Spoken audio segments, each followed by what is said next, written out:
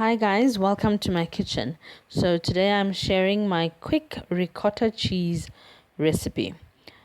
All you need for this cheese is some milk. I'm using full cream milk that I've bought from the dairy, as well as a quarter cup of lemon juice. So if you don't have lemon juice, you can use a quarter cup of vinegar. So we are just looking for an agent that's going to cause the milk to curdle. The reason I'm making ricotta cheese, or this quick version, is because I would like to make a lasagna tonight, and one of my favorite recipes actually needs ricotta cheese, and that's why I'm making it. Um, I I hope I'll remember to put down the link to the lasagna recipe that I'm referring to below in my description box. It's one of the pages that I follow, and it is a really good recipe, so you can check it out. So the trick is to bring the milk to a boil, but not a quick boil. We want it to warm up slowly, and that's why I've got the pot on a medium heat to make sure that we can change the temperature of the milk, and not immediately, but just to warm it up until we come to a boil. And during this stage, feel free to just mix it around a little bit, because that will also help displace the milk at the top, take it to the bottom, and that will make it warm up quicker.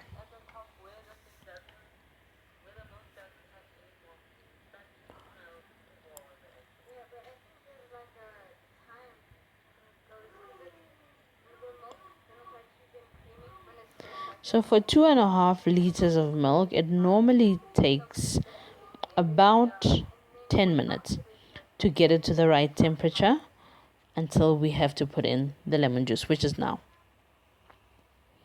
This is a quarter cup of lemon juice that I'm using, and I'm putting in. And as soon as you've put in the lemon juice, during this time you don't stir at all.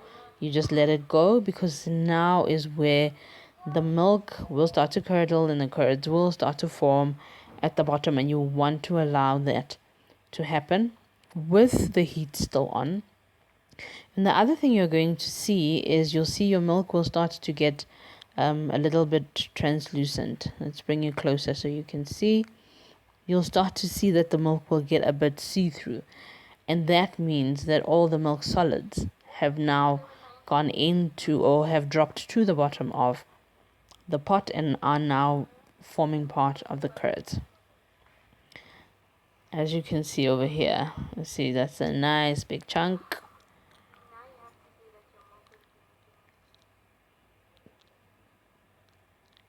That's basically how easy it is to make ricotta cheese. So as soon as this has happened and all the curds have formed at the bottom, you can actually turn off the heat, take the pot off, and just let it cool for about 5 minutes before you start to drain it off.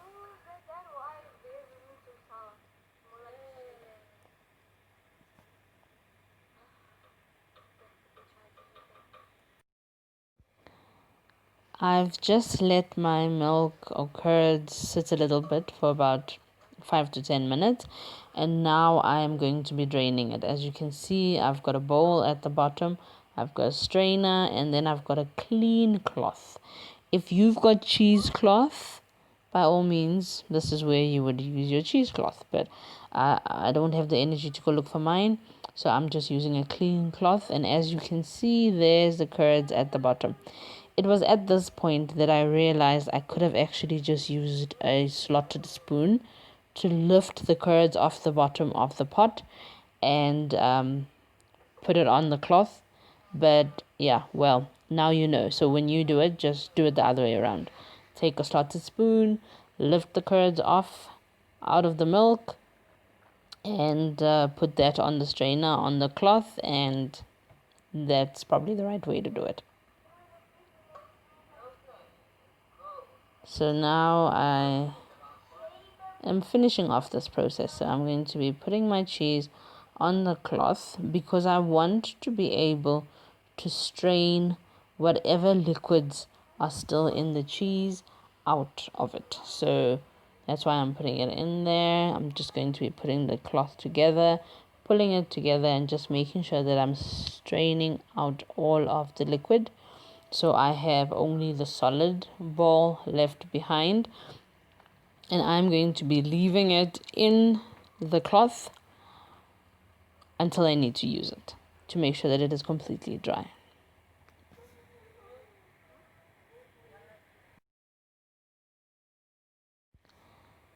And here is my cheese. I know I said I'm going to use it for my lasagna, but then I decided to use this one just to eat with some rice cakes because it looked too good to wait. So I'll make another batch for the lasagna just after this. But for now, I'm going to be crumbling it on some rice cakes. I'm going to make one savory and one sweet.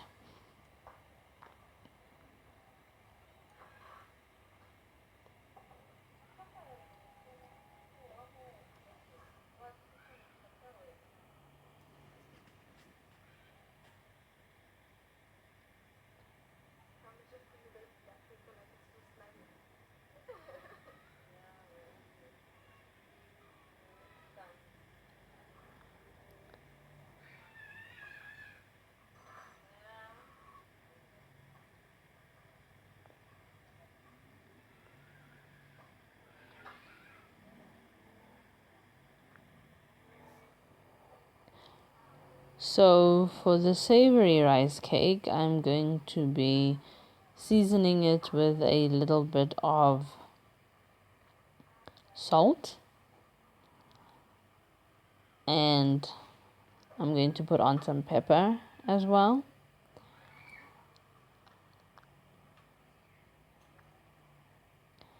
And then I'm going to be chopping some chives onto the rice cake just to finish it off.